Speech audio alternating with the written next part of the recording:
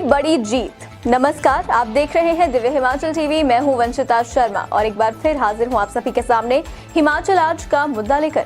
हिमाचल के कर्मचारियों की एक बड़ी जीत हुई है। सरकार ने कर्मचारियों के परिवारों के लिए फैमिली पेंशन की अधिसूचना जारी कर दी है। अब एनपीएस कर्मचारियों का हो रहा आंदोलन सरकार के लिए सबसे बड़ी टेंशन बना हुआ है। वहीं अब सीनियरिटी का मुद्दा जोरों शोरों से गूंजने लगा है। कर्मचारियों के आंदोलन से क्यों बैकफुट पर है सरकार, और अब क्या राइडर हटाकर इनिशियल स्टार्ट बहाल कर और राहत देगी? हम पहाड़ी में इसी पर चर्चा कर रहे हैं अनिल अग्निहोत्री और राजेश शर्मा जी। कर्मचारियों की मांग पर मुहर। बिल्कुल मांग राजेश, इंतजार खत्म होता जा रहा है। देखिए, एक राहत तो आज मिल ही गई है। कर्मचारियों की बहुत सी मांगे हैं ना राजेश। बिल्कुल। अब आज क्या हुआ है, कौन सी मांग पे मुहर लगी है जी, और उसके क्या इशारा है, जरा बताइएगा। बिल्कुल, जो एनपीएस के जितने भी कर्मचारी हैं उनकी एक बहुत बड़ी मांग थी अग्निहोत्री जी, भारत सरकार की 2009 की नोटिफिकेशन को लागू करना प्रदेश के कर्मचारियों के लिए। मंत्रिमंडल आज वो मंत्रिमंडल से जो ओके हुई थी, आज वो उसकी अधिसूचना जारी हो गई, लेकिन आज से प्रदेश में ये व्यवस्था बन गई। 27 नवंबर को जेसीसी की मीटिंग में सीएम ने इसका सीधे तौर पे ऐलान किया था वहां से, जेसीसी के मंच पर से, कि हम इसको प्रदेश में लागू करेंगे। उसके बाद आप देखिए 14 फरवरी को जो कैबिनेट हुई उसमें उस पे मोहर लग गई और वो आज अधिसूचना उसकी जारी हो गई। अब इस एनपीएस के लिए जो ये व्यवस्था जो बनी है, इसकी परिस्थिति ये है कि अगर किसी कर्मचारी की आप दुर्भाग्यपूर्ण तरीके से निधन हो जाता है अपने सर्विस काल में, या फिर वो काम करने के काबिल नहीं रहता है, तो उसके परिवार को फैमिली पेंशन का, ओपीएस की तर्ज पे फैमिली पेंशन का प्रावधान इसमें कर दिया है। तो ये आज एक इनकी कर्मचारियों की बहुत बड़ी, एनपीएस कर्मचारियों की मांग थी। दबाव सरकार पे लगातार बनाया जा रहा था। ओपीएस के साथ दूसरी ये मांग जेसीसी की मीटिंग में भी सीधे तौर पे गई थी। तो आज ये लागू हो गई है। तो कर्मचारियों की, एनपीएस के कर्मचारियों की आज एक तरह से बहुत बड़ी जीत है। कल से राजेश, एनपीएस के कर्मचारियों की आज एक जीत हुई है और कल से संघर्ष शुरू हो रहा है। बिल्कुल भी बड़ी जीत। बिल्कुल। कौन सी ये पदयात्रा, कौन सा आंदोलन है और किसके लिए किया जा रहा है, ये क्या राजेश, जरा बिल्कुल ये भी लगे हाथ, आप बता दीजिए। बिल्कुल, देखिए जेसीसी में ओपीएस यानी कि पुरानी पेंशन की बहाली का मुद्दा और 2009 की नोटिफिकेशन, दो बड़ी मांगे थी। सरकार ने 2009 की नोटिफिकेशन मांग ली। अब प्रदेश भर के तमाम एनपीएस के 1.5 लाख कर्मचारी कल से यानी कि 23 फरवरी से मंडी से पदयात्रा शुरू करेंगे पुरानी पेंशन की बहाली की मांग लेकर। शिमला पहुंचेंगे। 3 मार्च को विधानसभा के बाहर सरकार के खिलाफ जोरदार प्रदर्शन होगा इस पुरानी पेंशन की बहाली को मांग लेकर। कल से प्रदेश अध्यक्ष की अगुवाई में इनका ये आंदोलन शुरू होने जा रहा है। और ये देखिए कि इसमें एक तरह से एक स्टेट कॉल कर्मचारियों के लिए दे दी गई है, जिसमें यह कहा जा रहा है कि जितना बड़ा प्रदर्शन धर्मशाला में हुआ था उससे यह प्रदर्शन बहुत बड़ा होने जा रहा है। तो राजधानी शिमला में सरकार को ये एनपीएस के 1.5 लाख कर्मचारी अपनी ताकत दिखाने जा रहे हैं, सीधे तौर पे अपना प्रभाव दिखाने जा रहे हैं। जी राजेश, राइडर और इनिशियल पे हम बार बार चर्चा कर रहे हैं। बिल्कुल, आज की डेट में वही सबसे बड़े एक तरह से मुद्दे हैं। अगर पे कमीशन के हिसाब से हम देखें जी, तो आपको क्या लगता है कि इन कर्मचारियों को कुछ राहत मिल सकती है? अच्छा, कांग्रेस ऑब्वियसली कर्मचारियों के पक्ष में ही है। बिल्कुल जी, आप दीजिए इनको, हम होते तो हम दे देते, तो ओपीएस भी दे देंगे।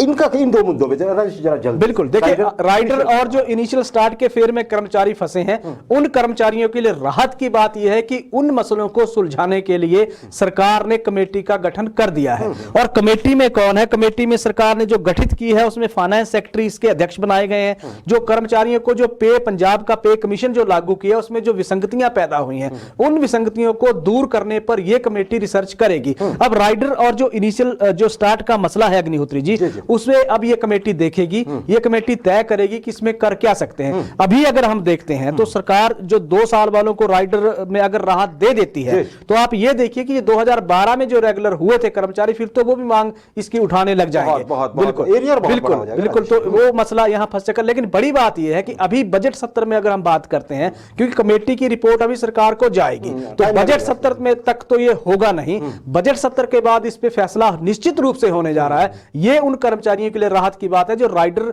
हटाने की मांग कर रहे हैं, या राइडर को लेकर जो कर्मचारी कह रहे हैं कि हमें लाभ दीजिए। दूसरा तरफ इसके लिए दबाव अराजपत्रित कर्मचारी महासंघ ने भी बिल्कुल साइमल्टेनियसली दबाव बनाया हुआ है, जो जिसकी लगातार वित्त विभाग के चाहे सचिव से बातचीत हो हो, चाहे मुख्य सचिव के साथ बातचीत, जो बातचीत लगातार चल रही है। संयुक्त कर्मचारी जो महासंघ है अब वो भी इस लड़ाई में कूद पड़ा है, उन्होंने भी लगातार दबाव बनाया। जी जी जी जी देखते हैं अब क्या होता है। हालांकि ये मान के चलिए कि कमेटी अभी बनी है जी, वक्त तो लगेगा ही, बिल्कुल, है ना। किस अब ये मिलता है नहीं मिलता है, हम इस पे अभी तो कोई कमेंट नहीं कर सकते हैं, लेकिन कमेटी फिलहाल बन गई राजेश। और ये भी हम ना भूलें कि बजट तब तक प्रस्तुत हो चुका होगा। बिल्कुल, देखते हैं किस तरफ जाते हैं राजेश। आउटसोर्स कर्मचारी है ना, अब उनको भी बड़ी बेचैनी है। हम उन पे बार बार कार्यक्रम करते हैं। एक सेगमेंट तो हमने कल परसों उनके ऊपर पूरा आउटसोर्स कर्मचारियों के भविष्य पे रखा था जी। 4 तारीख को होगा ना उनका, बिल्कुल मुख्यमंत्री की बजट स्पीच होगी इसमें। बिल्कुल, अगर सीधे तौर पे कहें तो ये जो बजट सत्र है ये सीधे तौर पे समर्पित होगा आउटसोर्स कर्मचारियों के लिए।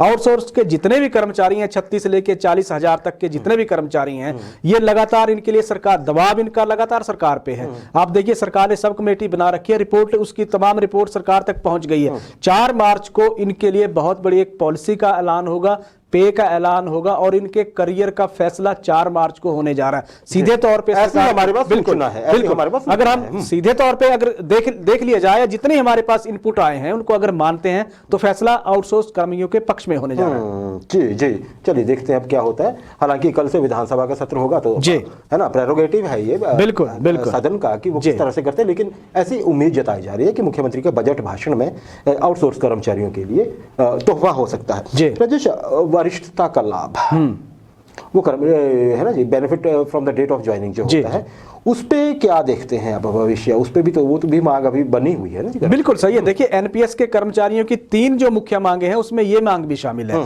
जिसमें डेट ऑफ ज्वाइनिंग से या डेट फ्रॉम ज्वाइनिंग से वरिष्ठता का लाभ देने को या सीनियरिटी के लाभ की वो मांग कर रहे हैं। 74,000 कर्मचारी इस लाभ का इंतजार कर रहे हैं अग्निहोत्री जी। वो सीधे तौर पर कह रहे हैं कि हमने जो कॉन्ट्रैक्ट का पीरियड काटा है उसका लाभ नहीं मिल रहा है। परिस्थितियां ये है कि सरकार, देखिए अभी 2009 की जब नोटिफिकेशन सरकार ने जारी आज कर दी है तो वो कर्मचारियों के पक्ष में एक फैसला हो गया इन कर्मचारियों के।